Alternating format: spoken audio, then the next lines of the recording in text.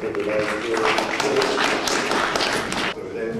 is the Shell Global Solutions, process technologies there, and of course we couldn't have this symposium without the presentation of Shell, the Shell gas to liquid process. So that will deal more specifically with the Qatar project.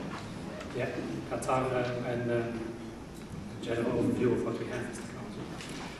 So I'm indeed a process technologist, and I look after the catalyst and the process R&D for the Fischer-Tropsch section of our GTL technology.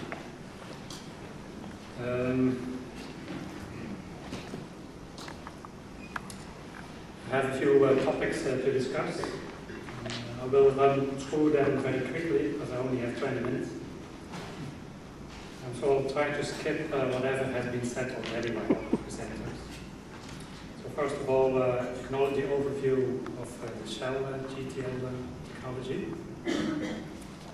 As we've seen over the last days, there are several typical building blocks in a GTL plant. I think we have discussed most of the ones pictured here. But for the Shell GTL technology, the ones in yellow here are the proprietary ones.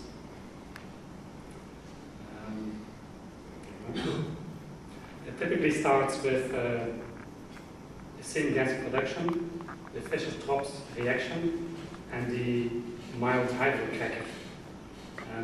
Those are the three typical blocks. And then you also have the normal paraffins units where you have the linear paraffins coming out.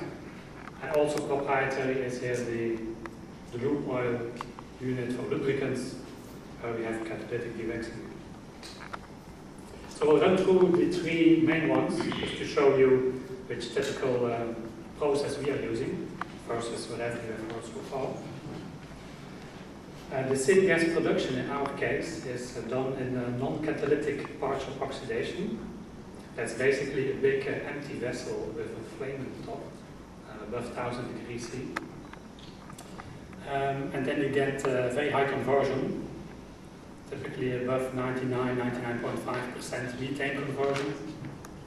So you're left with about 0.5, typically less than 0.5% methane, and a normal value of about 2% CO2.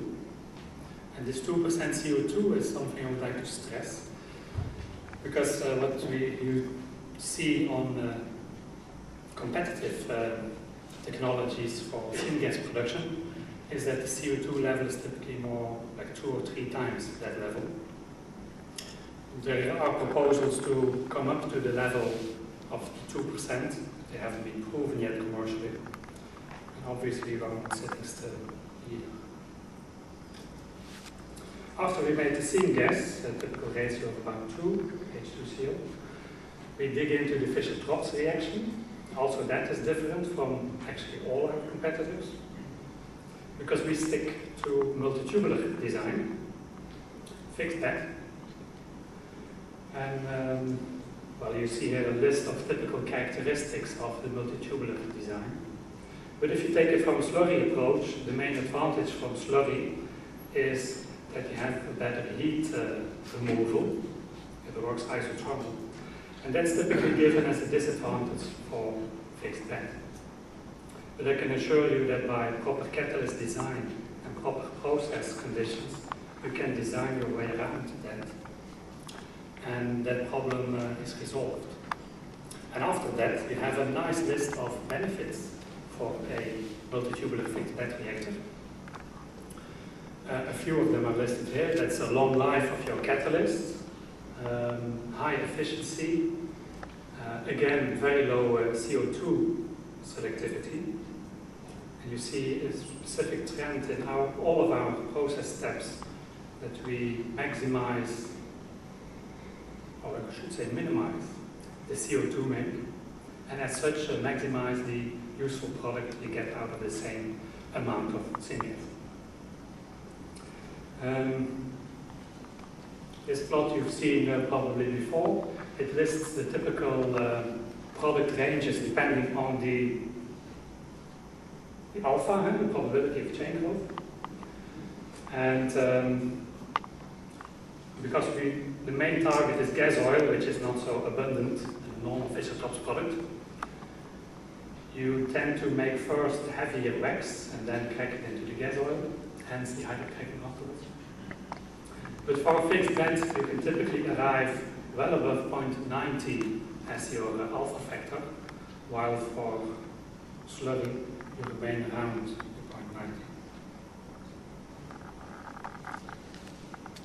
So the cracking is then what happens next. That is done by a catalyst which is co-developed with CRI, the Shell Catalyst Company.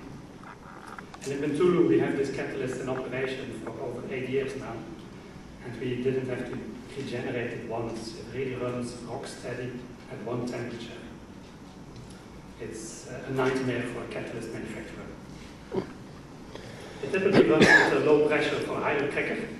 Again, a very low gas make, very high selectivity to middle distillates, and you have a nice product flexibility between gas oil and lube oil. Just to give you an example of how our Fischer-Tropsch product and product from a hydrocracker looks like. This dark blue line gives you the boiling point distribution of our Fischer-Tropsch product, what comes out of the heavy paraffin synthesis. And you see that 30% of your product hasn't yet boiled off at a temperature of 750 degrees C. So it's really a heavy paraffinic feedstock. After the hydrocracking, you get this kind of distribution. What you see is the low gas make. As we've seen in earlier presentations, there's no C1 to C2 make. And you see the highest selectivity in the 150 to 350 range, where the slope is steepest, and that is your middle distillate range. So there you have a very nice example of tuning the selectivity of a bifunctional catalyst. So that's all I wanted to say about the technology overview. Now, shortly into the products. Most of these have already been discussed in the presentation yesterday morning. Just would like to mention that the main focus is, of course, on the cleaner burning diesel, which is being sold as the V-powered diesel in the Netherlands, Germany, Austria, Greece, Thailand. It's a blend of our synthetic diesel with ultra-low sulfur diesel from refineries. We also make a grade 3 base oil in a commercial plant in Bintulu, and that is called Shell Helix Ultra. And it's what we call our first generation of lubricants, because our next plants will make even higher grade of lubricants. It's kind of grade 3+. So diesel is, of course, one of the main drivers for GTL. And the reason is, of course, that you can have a cleaner emissions. So CO emission drops by over 90%. The unburned hydrocarbon compounds drop by 60%. The soot emission drops by a quarter. And you have a small NOx reduction. The crucial to this is that on top of these improvements, you also enable even more efficient diesel exhaust catalysts, because they do not like any sulfur in their fuel. Although this is called zero sulfur fuel, there is for sure too much sulfur in it for a good exhaust catalyst. Now, if you look into the future, for us GTL is the first step towards where we may end up in the long term. And that is actually the renewables part, where not as much GTL, but more BTL, which is just biomass gasification in less gas into exactly the same product, chemically non-distinguishable. And that's a project in which Shell works together with Remans, and they will build a BTL site in Germany. So that's all on products. Yeah. Now from our commercial plant in Bintulu, and the next step into Qatar. In Bintulu, in the island of Borneo, we have since 1992, early 1993, a GTL plant running with a capacity after the expansion a few years ago of 14,700 barrels per day. And you see here an aerial view. It's a recent one because the air separation unit is in current position. And we consider our Bintulu experience as a real crucial experience. In essence, because in the first years when we started up, we really had a lot of troubles running it properly, a lot of complex trips. But that has increased over the years, and now we run reliabilities well above 99%. It also is safe operation with 12 million lost and injury-free man-hours. And at the moment, every day for us is a record-breaking day because we're running a year and a half without a complex trip at the moment, and we would like to keep it that way. For us, Bintulu has given us a wealth of information of how to start up, shut down, and really operate a complex facility in which the least upset in a full gas-based train runs through the plant very, very fast. And it also continues to be what's called a test bed. We just like to try out our latest improvements after having tried it properly in a pilot plant. So we typically call that you do not know what you don't know, because you may think you know everything based on pilot plant information, but if you try the real complex integrated thing, there are a lot of surprises. Now, our next step, as most of you will know, is in Qatar, which we call commercially the Pearl GTL project. And that's a fully integrated project, so it starts with 2 offshore gas platforms, and that will translate ultimately in 140,000 barrels per day of GTL products and a lot of condensate, which is in the gas field anyhow. We signed the heads of agreement for that project in 2003, and the next big step for that is the development and production sharing agreement, the DPSA, and that was signed mid last year. So we just have one big hurdle to take, and that's of course the final investment decision, and that should take place in the first half of next year. At the moment we have the FEED completed for this project. It is the front-end engineering design. It's in essence the same as BDEP, Basic Design and Engineering Package. And this 140,000 barrels per day of production capacity are actually 2 trains of 70,000. So if you compare it to the 14,700 of Bintulu, the scale-up factor is about 5.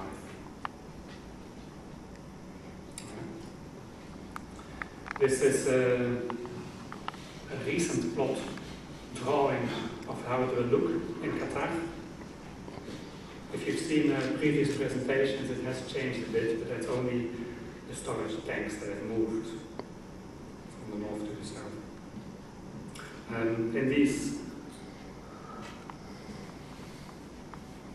we have one train over there, one GTL train over there, the second one more down the bottom.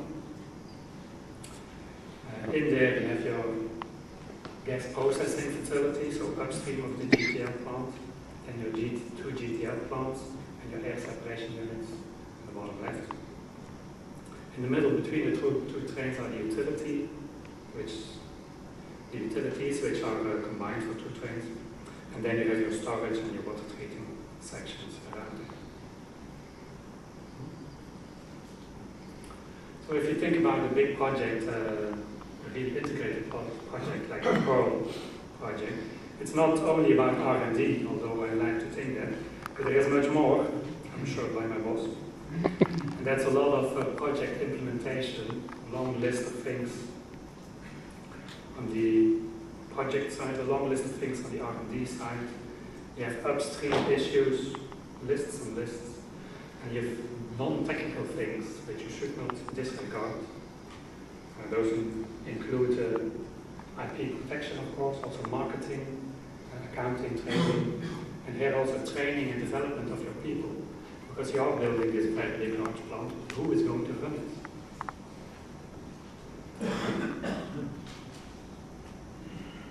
So you need, in essence, a huge span of skills.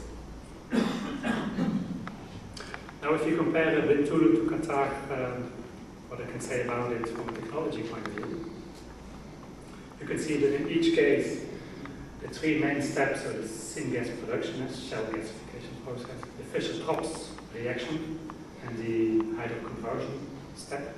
In each case, we use the technology as it is currently in operation in Bintulu.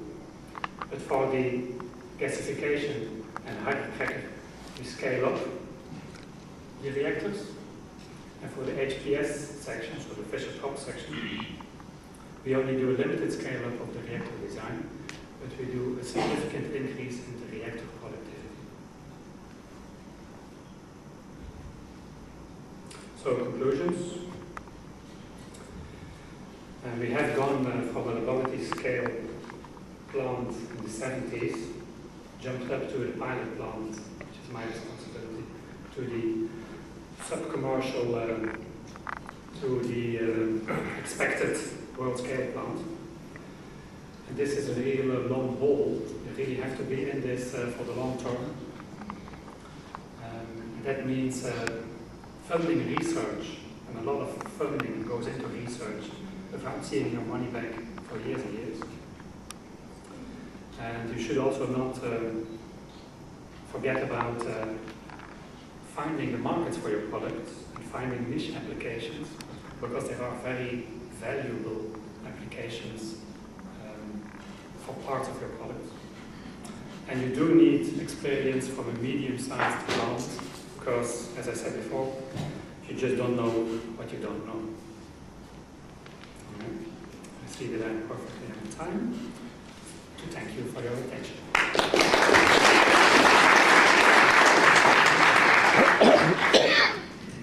Thank you, Dr. Remans. Any question?